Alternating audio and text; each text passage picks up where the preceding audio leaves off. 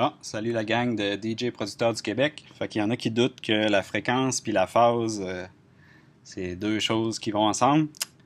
Fait que pour les sceptiques, j'ai décidé de faire une petite vidéo. Fait qu'on va commencer avec un petit peu de théorie pour après ça passer au labo. Fait qu'en gros, c'est un résumé de ce que j'ai dit sur le groupe. Je pense que là-dessus, tout le monde est d'accord. Si on a un signal quelconque dans le temps, c'est une somme de fréquences dans le domaine fréquentiel.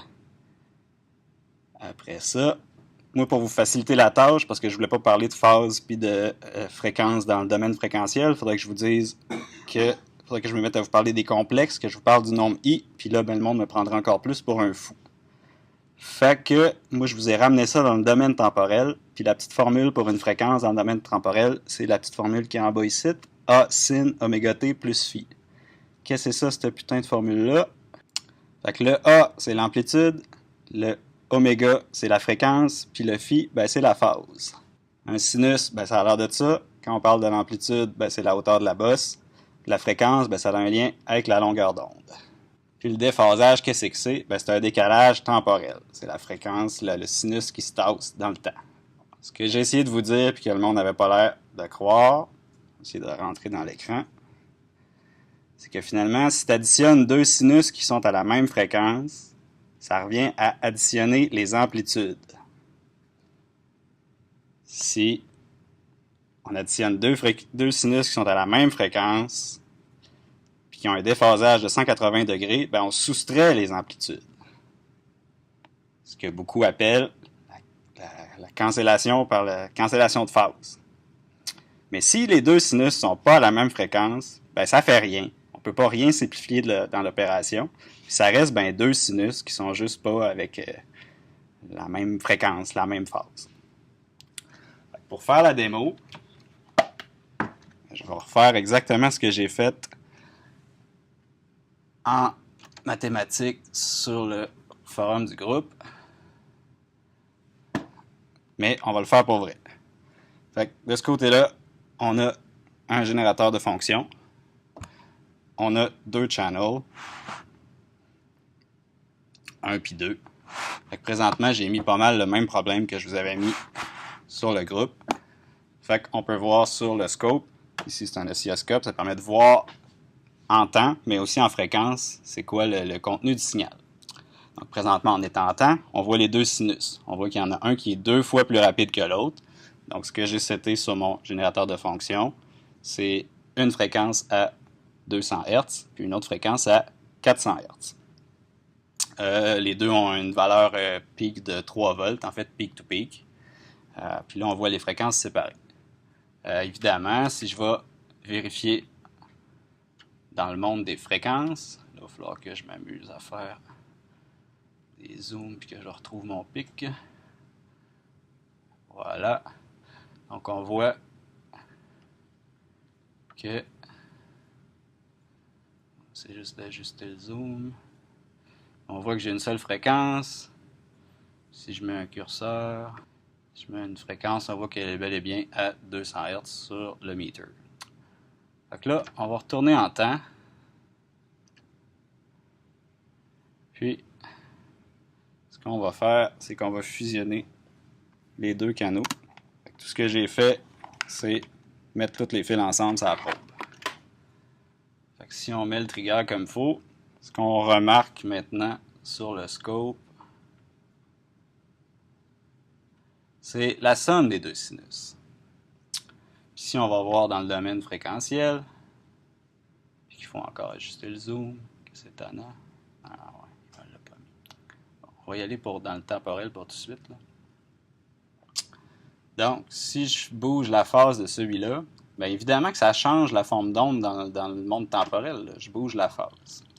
Donc, on va voir qu'il y a un des deux sinus qui se déplace. Puis, ça donne à peu près ça. Et si on va dans le domaine fréquentiel, puis que je replace mon zoom comme il faut, donc on voit très bien, vous le voyez plus ou moins bien finalement.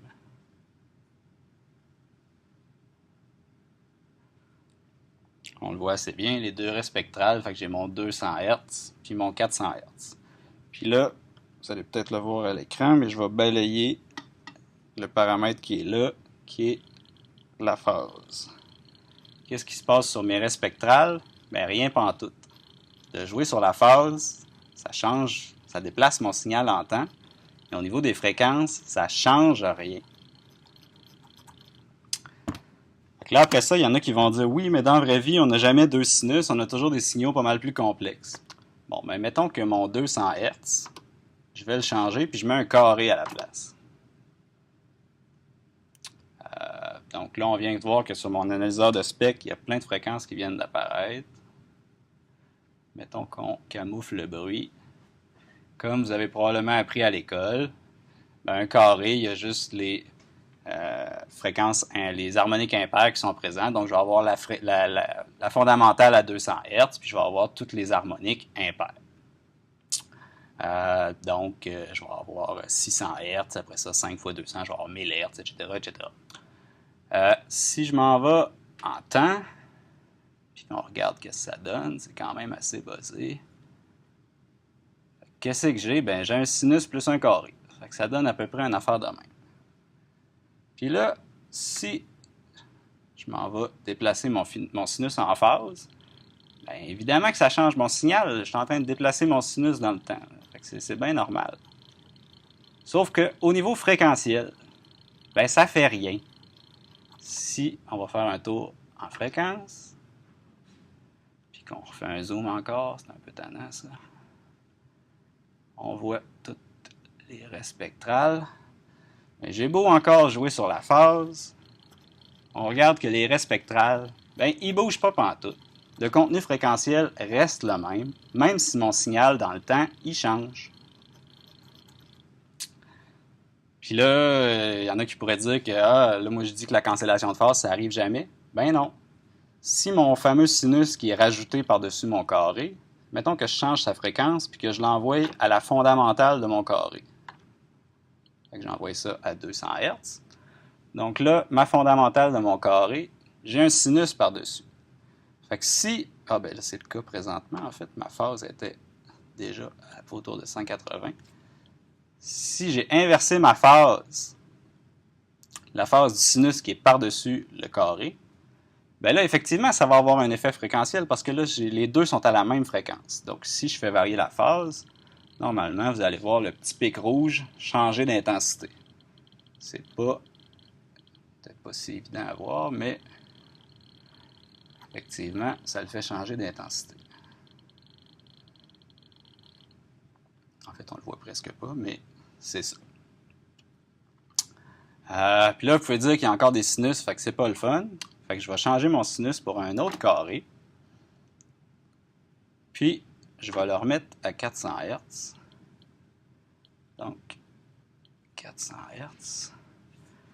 Donc là, j'ai un carré plus un autre carré. Qu'est-ce qui se passe dans le domaine fréquentiel si je change la phase? Bien, encore une fois, les raies spectrales, il n'y a aucun changement. L'intensité des fréquences ne bouge pas. Parce que toutes les harmoniques sont à des fréquences différentes. Fait qu'ils ne s'affectent pas un l'autre. Puis si je retourne en temps, bien évidemment qu'un carré par-dessus un autre carré, si je change la phase, ben c'est ça. C'est sûr que ça va changer la forme d'onde, de venir modifier la phase. Puis là, une affaire que je voulais faire aussi, c'était, je vais retourner avec mon sinus par-dessus mon carré. Puis pour vous montrer que tout ce que je fais là, ben, c'est bel et bien du son, j'ai amené un petit speaker. Puis, on va plugger ça sur un petit speaker. Ça, c'est le carré, bien évidemment. Puis là, mon sinus à 400 Hz par-dessus. Si je prends ma phase et que je la modifie, bien, on n'entend pas la maudite différence. Mon sinus change de place dans le temps par rapport à mon carré, mais au niveau fréquentiel, ça change foutument rien. Ben, c'est ça. À cette heure, croyez-moi, croyez-moi pas. J'espère que je vous ai prouvé que je disais pas de la merde. Salut!